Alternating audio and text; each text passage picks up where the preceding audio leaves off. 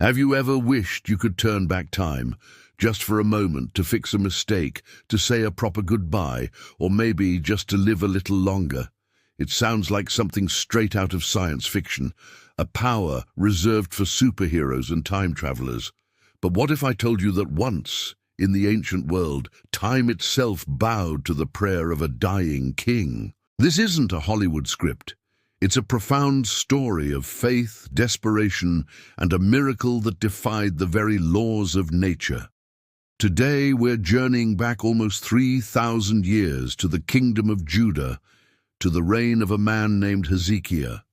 He was a good king, one of the best. He had spent his life tearing down pagan idols, restoring the temple, and leading his people back to the worship of the one true God. He had faced down the mighty Assyrian Empire, the superpower of his day, and through faith had seen God deliver Jerusalem from certain destruction. He was a man who knew the power of God, but even the greatest kings, the most faithful servants, are still mortal. One day the prophet Isaiah, the most respected voice of God in the land, came to the palace, but he didn't bring a message of victory or blessing. He brought a death sentence. His words were stark and final. "Thus says the Lord, set your house in order, for you shall die, you shall not recover." Imagine hearing that. The end wasn't a distant possibility, it was an immediate certainty declared by God himself. Hezekiah was at the peak of his reign, in the prime of his life, and now it was all over. What would you do? Would you accept your fate? Would you rage against the heavens? Hezekiah did something else. In his deepest despair, he didn't turn to his advisors or his doctors. He turned to the wall.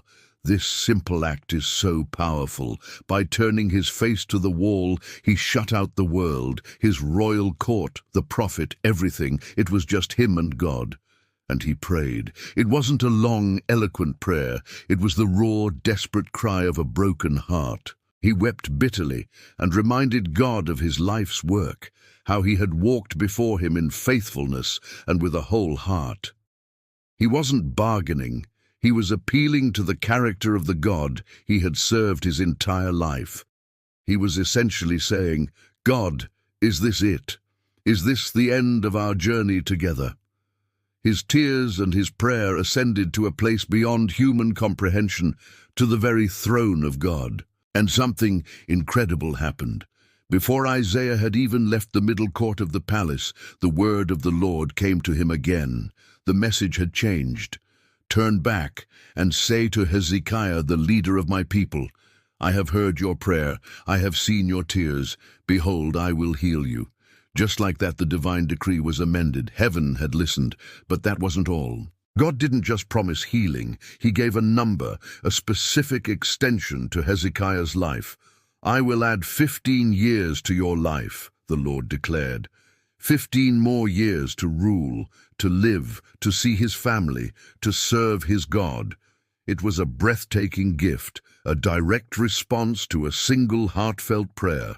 God also renewed his promise to protect Jerusalem from the Assyrians, showing that his mercy extended not just to the king, but to the entire nation. Now Hezekiah, having just received a death sentence, was understandably in need of assurance.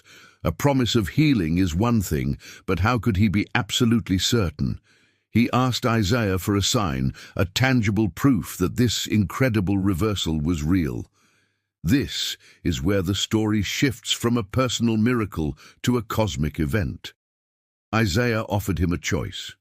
He pointed to the sundial, a device used to tell time by the shadow cast by a gnomon or pointer. Shall the shadow go forward 10 steps or go back 10 steps? Think about the choice. For the shadow to go forward 10 steps would mean time would speed up. It would be unusual, but still within the realm of a natural, albeit strange, phenomenon. But for the shadow to go back 10 steps, that was something else entirely. That meant reversing the very movement of the sun in the sky. It meant turning back the clock of the universe. Hezekiah understood this. He said, "It is an easy thing for the shadow to lengthen 10 steps. Rather let the shadow go back 10 steps. He asked for the harder thing, the impossible thing, as a sign of God's power. And so the prophet Isaiah cried out to the Lord, and God did the impossible. The Bible tells us that he brought the shadow back the 10 steps it had gone down on the sundial of Ahaz. For a moment on that day in Jerusalem, time itself reversed its course. The sun, from the perspective of those on earth, moved backward in the sky. The shadow retreated. The laws of celestial mechanics were suspended in honor of a promise made to a faithful king. Can you even begin to wrap your mind around that? This wasn't a private vision or a feeling in Hezekiah's heart. It was a public, observable, astronomical event. News of this wonder spread far and wide. We even read in the Book of Chronicles that envoys came from Babylon, a civilization renowned for its astronomers and sky watchers, to inquire about the sign that had been done in the land. They knew something unprecedented had happened to the sun, and they traveled hundreds of miles to find out why. A man's prayer, a king's plea for more time, had literally altered the course of the heavens and captured the attention of the world. This story is about more than just a miracle. It's a profound testament to the power of prayer. Hezekiah's story teaches us that no situation is too final, no diagnosis too grim for God. He reminds us that God is not a distant, unfeeling force, but a personal God who hears our prayers and sees our tears. Hezekiah's boldness in asking for a sign also shows us that it's okay to ask God for assurance. Faith isn't the absence of questions, it's turning to God with those questions. The 15 years Hezekiah was given were a gift of grace. He used that time to further his reforms and solidify his kingdom.